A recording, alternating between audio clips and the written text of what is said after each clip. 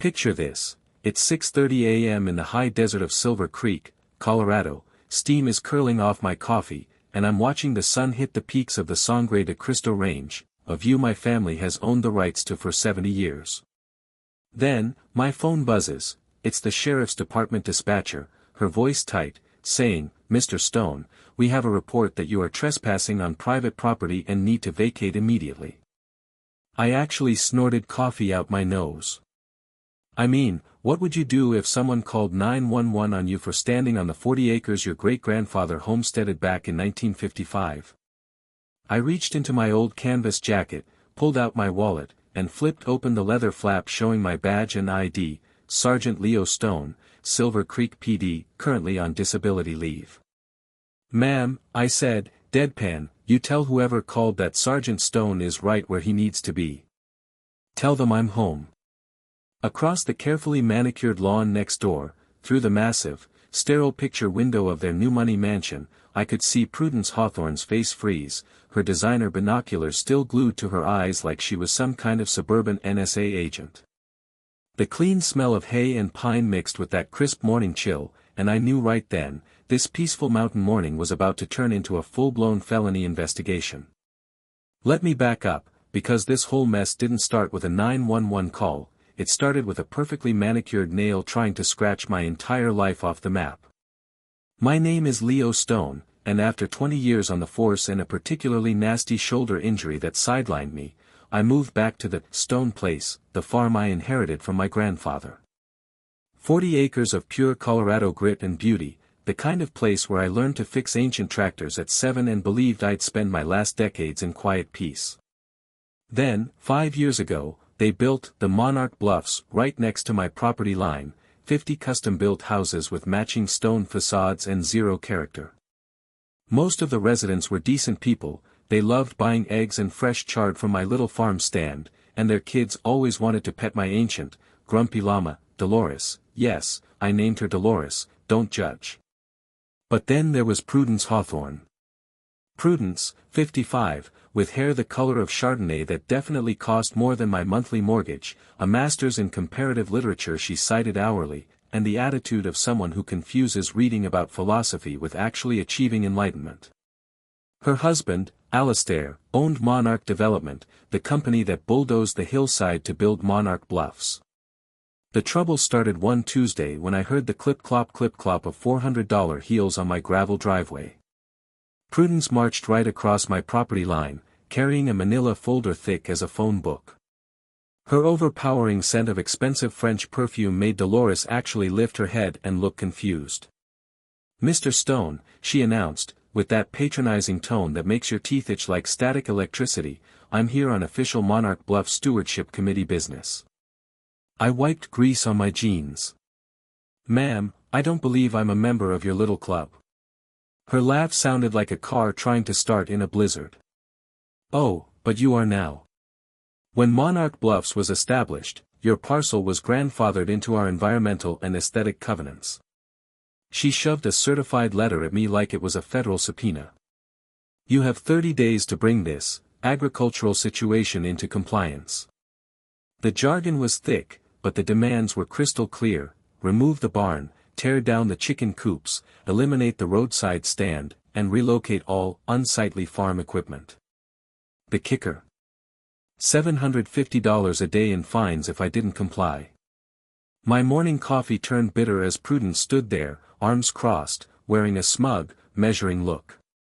"Property values in our community depend on maintaining certain aesthetic standards, Leo." But she kept glancing at my 40 acres with this hungry, calculating look, like she was measuring it for a swimming pool the size of Rhode Island. Here's what didn't add up: most Bluffs residents actually supported me. They loved the authenticity, the quiet reminder of real life next door. But Prudence had rallied a small, vocal faction who saw my farm as a blight on their suburban dream. That night, sitting on the porch, listening to Dolores chew grass and watching the mountain shadows lengthen, I realized this wasn't about aesthetics. It was about power, control, and land that somebody wanted for reasons they weren't sharing. The crunch of her expensive heels still echoed in my head, and my cop gut screamed that a woman who'd call 911 on a police sergeant standing on his own land wasn't going to stop with a strongly worded letter. Prudence didn't waste any time escalating. 3 days after her ultimatum, she filed a formal complaint with the county zoning board, claiming my farm was a public health hazard due to unsanitary animal waste and rodent attraction. She posted pictures on the neighborhood website that made my neat, well-maintained place look like Chernobyl, all shot from weird angles that made my chicken coop look like a condemned outhouse. But this is where Prudence made her first critical mistake. 15 years in law enforcement teaches you that most criminals, or in this case, suburban tyrants, assume someone else did their homework. They count on you being intimidated by paperwork. I drove down to the county courthouse and requested every single document related to Monarch Bluff's formation. The smell of old paper and stale coffee filled the records office as I spread those yellowed pages across a metal table, remembering what my old training sergeant, Mac, used to growl, "The devil's always in the details, Leo, and lawyers love to hide the devils." That's when I found it. Buried deep in Covenant 12.c of the original incorporation agreement was the clause I had missed initially: existing agricultural operations shall be permanently exempt from all aesthetic and operational restrictions. Permanent exemption. Those 2 words were sweeter than my grandma's apple pie, and they meant Prudence's entire legal case was built on quicksand. I decided to call her bluff on the health hazard, so I requested an inspection from the county health department myself. The inspector, a no-nonsense woman named Clara who'd been checking mountain farms for 30 years, showed up on a Thursday. She walked every inch of the property, tested soil, and even checked Dolores's hooves for signs of disease. When she finished, Clara actually laughed. "Sergeant Stone, this operation exceeds organic certification standards. I've inspected multi-million-dollar ranches that aren't this clean." The taste of vindication was pure gold. While I was building my legal defense, Alastair Hawthorne quietly approached me one evening as I was closing up the farm stand. He looked genuinely nervous, kept glancing back toward his ridiculously oversized house. "Leo," he whispered, "what would it take for you to sell this place?" "I'm talking 40% over market value. Cash deal. We handle everything." 40% above market value for a property that was supposedly dragging down everyone's home prices. My detective senses started clicking together like shells loading into a shotgun. This wasn't about aesthetics, it was about the land. I looked him dead in the eye. "Thanks for the offer, Alastair, but the Stone place isn't for sale at any price. Not this year, not next year, not ever." He looked defeated, knowing he'd expected that answer, but hoping for a different one. "Look, between you and me," he trailed off, glancing back at his palace, "Prudence, she gets these ideas in her head, and once she's committed to something, the warning was clear enough." I started treating the HOA like any other criminal organization. Every interaction with Prudence was documented, every conversation recorded, audio and video. Montana's one-party consent law was my best friend here. Every piece of correspondence was filed, copied, and dated. Prudence's response to losing community support was predictable. She got louder, more desperate, and started posting daily, paranoid updates on social media about the ongoing agricultural crisis in Monarch Bluffs, complete with telephoto shots that made me feel like I was under constant surveillance. The sound of her heels on my gravel became as regular as my morning coffee. But here was the beautiful irony: the 3 families who had publicly withdrawn their signatures started shopping at my farm stand regularly, bringing friends and neighbors. Word was spreading that there was this local farm where you could get the best vegetables in the county, and watch a retired cop stand up to a bully. Prudence had made a critical tactical error: she'd made the fight public. And in a community that valued honesty and grit, she'd picked the wrong fight with the wrong guy. Her desperation was showing, and desperate people always make stupid, evidence-generating mistakes. 2 weeks after losing her first round, Prudence filed a false police report claiming I had threatened her with violence. I was actually in the station doing paperwork when the call came in, and my old lieutenant, Maria, looked at me with that tired cop expression. "Stone, Prudence Hawthorne says you threatened to deal with her permanently during your last conversation." Care to explain? I pulled out my phone and showed her the body cam footage I'd been recording since this whole circus started. What we saw was Prudence doing 90% of the yelling while I stood with my arms crossed, politely asking her to leave my property. The closest thing to a threat was me saying I'd deal with her, through proper legal channels, which, in her panicked mind, became a death threat. Maria just shook her head and filed the complaint in what we used to call the psycho neighbor folder. The same afternoon brought animal control to my door after Prudence reported dangerous livestock threatening public safety. The officer, a young guy named Hector, took one look at Dolores chewing hay by the fence and my 3 peaceful chickens, then turned to me with that look people get when they realize they've been sent on a fool's errand. "She said you had aggressive farm animals," he mumbled.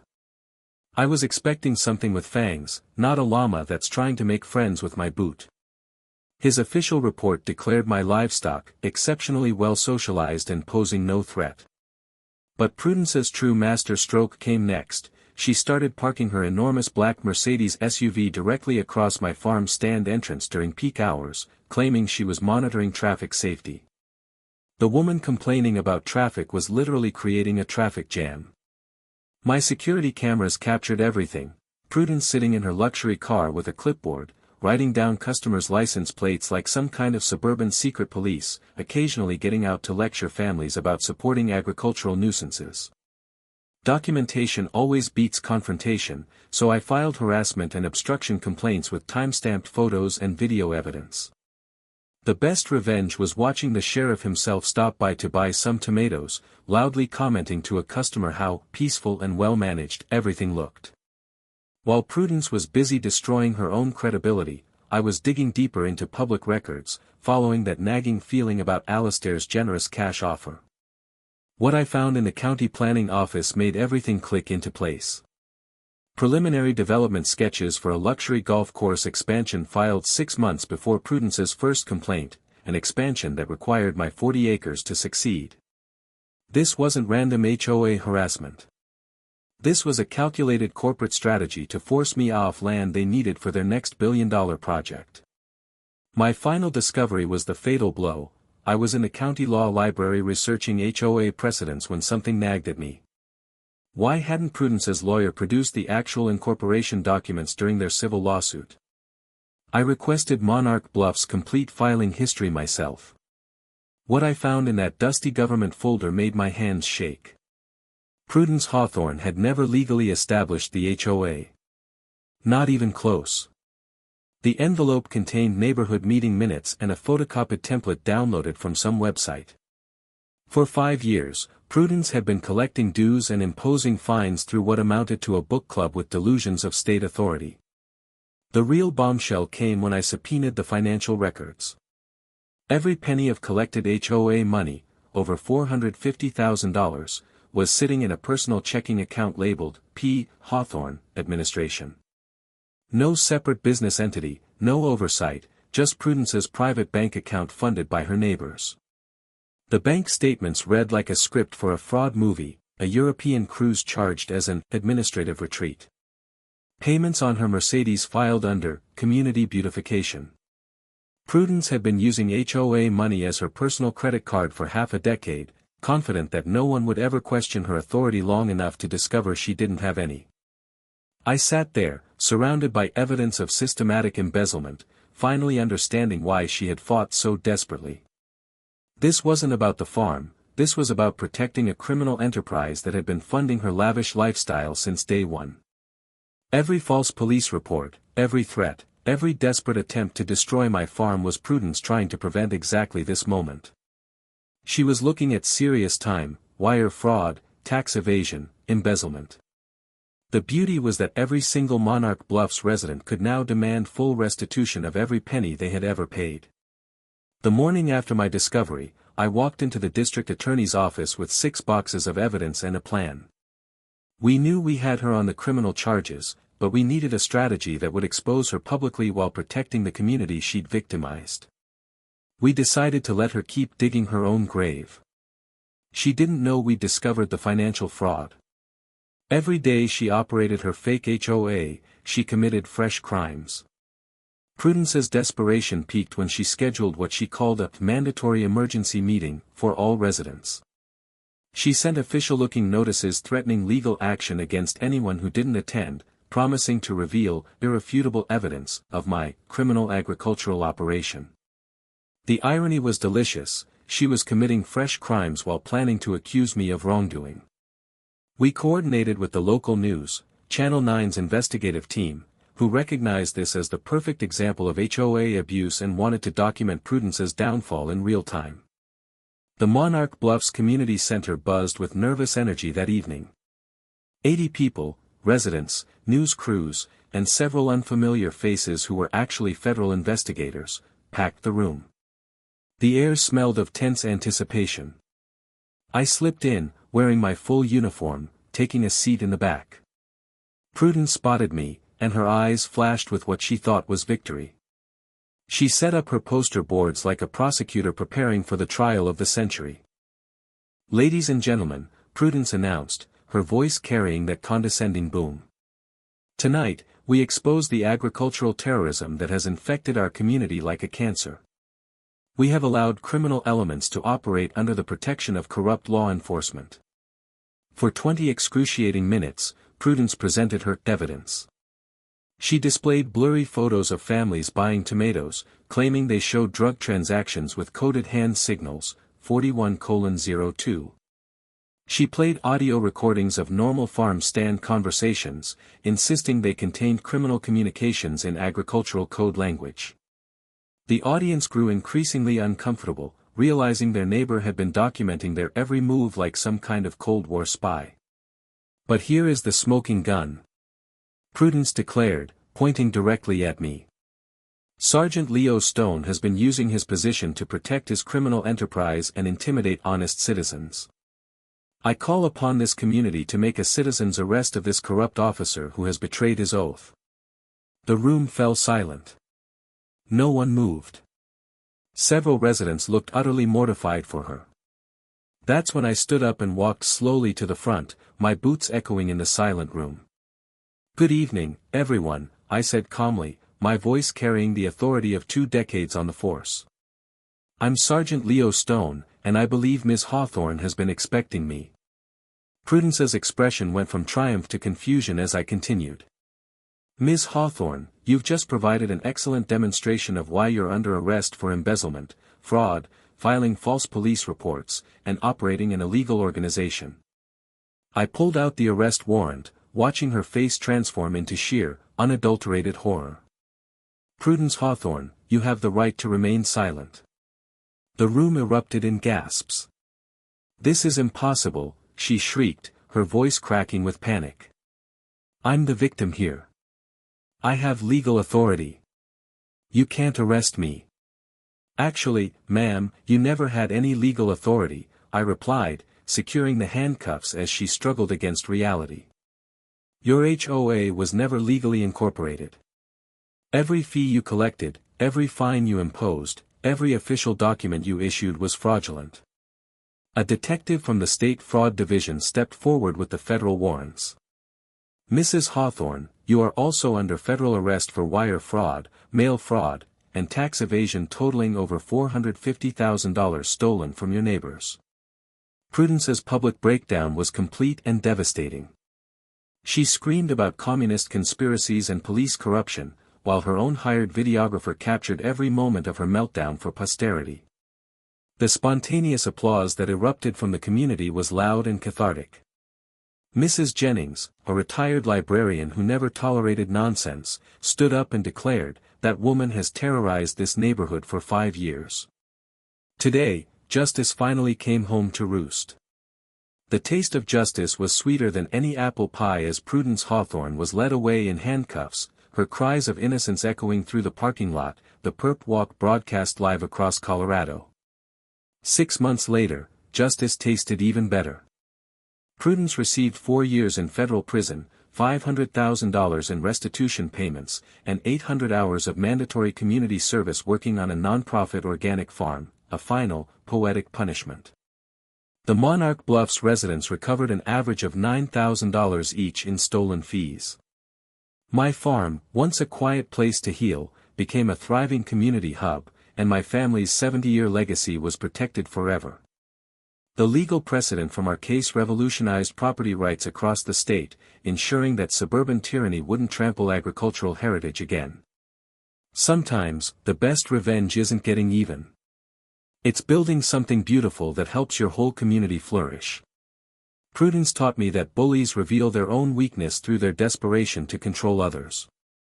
But she also taught me that ordinary people have extraordinary power when they refuse to be intimidated by fake authority and fraudulent threats.